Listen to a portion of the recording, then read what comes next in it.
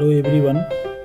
आज के इस वीडियो में सामान्य हिंदी कक्षा 12 के कैकेयी के अनुताप चैप्टर का अगला भाग देखते हैं। इसके पहले 2 पार्ट हम देख चुके हैं। आज का यह तीसरा पार्ट है। अभी 2 पार्ट में और इस चैप्टर को ख़त्म किया जाएगा। तो आइए शुरू करते हैं। ठहरो मत रोको मुझे, कहूँ सो सुन लो। हे सभा में उपस्थित लोगों, ये कैकेयी कह रही हैं कि तुम सब रुक जाओ, मुझे मत रोको और मैं जो कुछ भी कह रही हूँ उसे सब लोग सुन लो।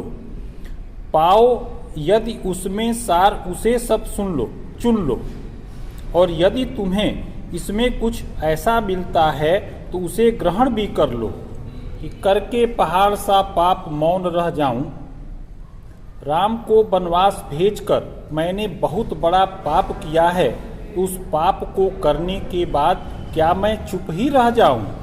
राई भर भी अनुताप न करने पाऊं? और क्या मैं थोड़ा सा भी पश्चाताप नहीं कर सकती? थी सन छत्र शशि निशा ओस टपकाती। कैकेयी की इन बातों को सुनकर रात्रि रूपी ओस आंसू टपकाने लगती है। रोती थी नीरव सभा हृदय थपकाती, और सभा में उपस्थित सभी लोग रोते हुए अपने हृदय को थपकी दे रहे हैं।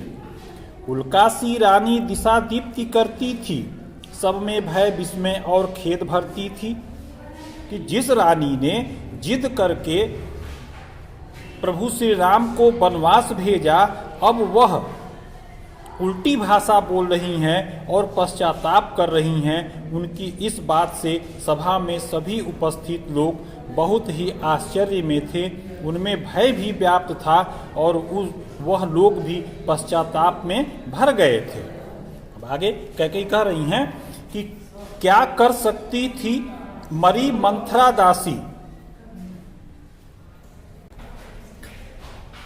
क्या कर सकती थी मरी मंथरा दासी। कैकेयी कह रही हैं कि मंथरा दासी क्या कर सकती थी, उसकी क्या औकात थी। मेरा ही मन रह सका न निज विश्वासी।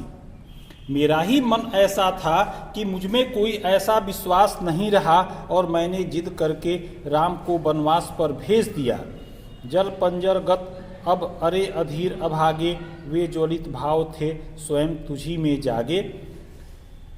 यहाँ पर कैकेयी अपने मन को संबोधित करते हुए कह रही हैं कि हे मेरे मन, तुम बहुत अभागे थे, तुम्हारे अंदर अधीरता भरी हुई थी और तुझमें जलन के और ईर्ष्या के भाव इतने अधिक जग गए कि तुमने राम को वनवास भिजवा दिया।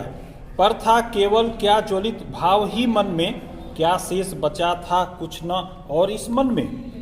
फिर कैकेयी कह रही हैं कि हे राम और हे सभा में उपस्थित लोगों, क्या मेरे मन में केवल ईर्ष्या की ही भावना भरी हुई थी? क्या मेरे इस मन में और कुछ नहीं था कि मैं पश्चाताप भी न कर सकूं?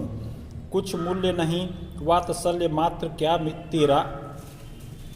हे राम, क्या पुत्र के रूप में मेरा मोह कुछ भी नहीं है और उसका कोई मूल्य नहीं है?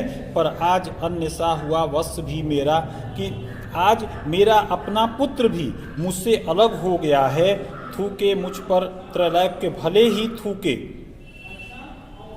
कैकेयी पश्चाताप से भरी हुई हैं और कह रही हैं कि तीनों लोग भले ही मुझ पर थूकता रहे या मुझको गलत कहता रहे, जो कोई जो कह सके कहे क्यों चूके।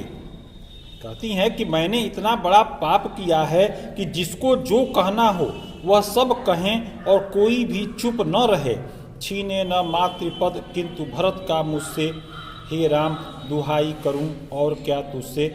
लेकिन हे राम, मुझे मेरा भरत की माँ होने का पद मुझसे मत छीनो, और मैं तुमसे दुहाई कर रही हूँ और मैं तुमसे क्या कहूँ।